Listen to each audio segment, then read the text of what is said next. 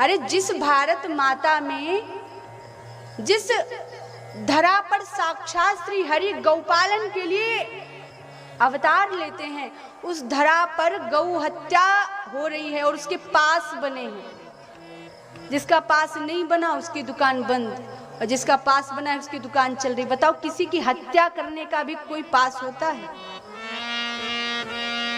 और ये किसकी हत्या हो रही है? गौ माता, जो मनुष्य के पालन के लिए एक अहम भूमिका निभाती है।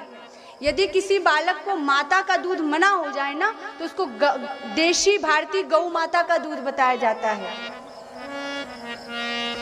और देशी गौ माता, देशी भारतीय गौ माता के दूध में वो शक्ति होती, वो सामर्थ्य होती है कि जो बच्चा उस दूध का सेवन करता है, उसकी बुद्धि बड़ी प्रखर होती है, उसकी कैचिंग पावर, ऑब्जर्व करने की शक्ति बड़ी तीव्र होती है।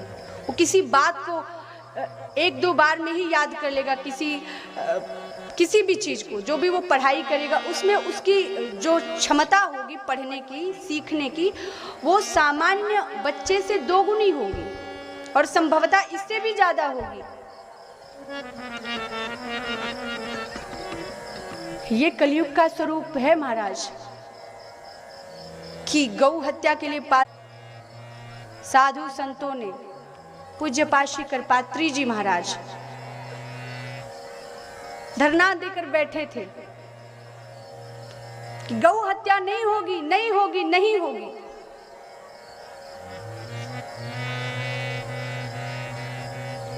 पर ऐसे उस समय के ऐसे शासन में कुछ ऐसे लोग थे जिन्होंने निर्दोष संतों पर, जिनका कोई दोष नहीं था, अनशन पर बैठे थे, भूख हड़ताल किए बैठे थे कि इस देश में गौ हत्या नहीं होगी।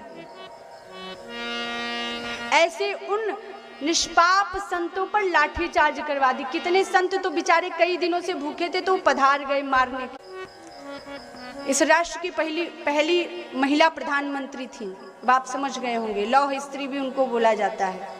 निर्दोष संतों पर लाठी चलवाई थी और उन्होंने ही श्राप दिया था कि जिस गोपाष्टमी के दिन तुमने हमारे निर्दोष संतों को, निष्पाप संतों को मरवाया है, मैं श्राप देता हूं, गोपाष्टमी के ही दिन तुम्हारी सत्ता का, तुम्हारे शासन का समूल नाश हो जाएगा।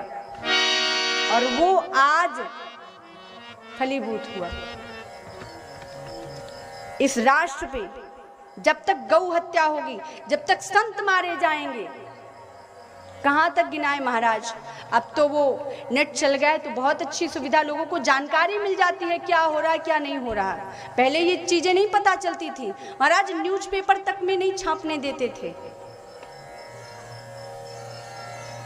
वो कहाँ घूमने जा रहे हैं, वो किस होटल में रुक रहे हैं, ये सब चीजें आती थी।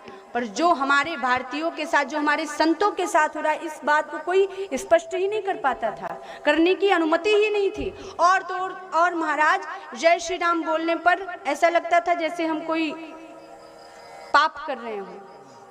एक समय ऐसा भी था इस राष्ट्र में, अब तो खैर भगवान की कृपा है। गौ हत्या जब तक इस राष्ट्र पर होगी, ये हमारे लिए सबसे बड़ी शर्मनाक बात है। और इसके लिए हम सबको एक होना पड़ेगा। सब हिंदू एक हो जाएं, तभी इतने बड़े कुकृत्य को, जो वर्षों से चलता चला आ रहा है, 200-300-500 वर्षों से, वो जाकर बंद होगा। जब तक हमारे अंदर एकता नहीं होगी, असंभव है कि ये सब चीजें रुक पाएं।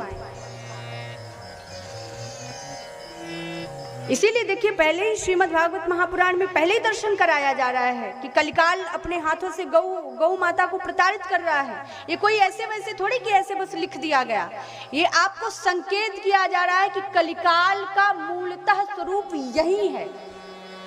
गौ पर अत्याचार होना, संतों पर अत्याचार होना, ब्राह्मणों पर अत्याचार होना, गरीबों पर अत्याचार होना, ये सब यही कलिकाल का स्वरूप है।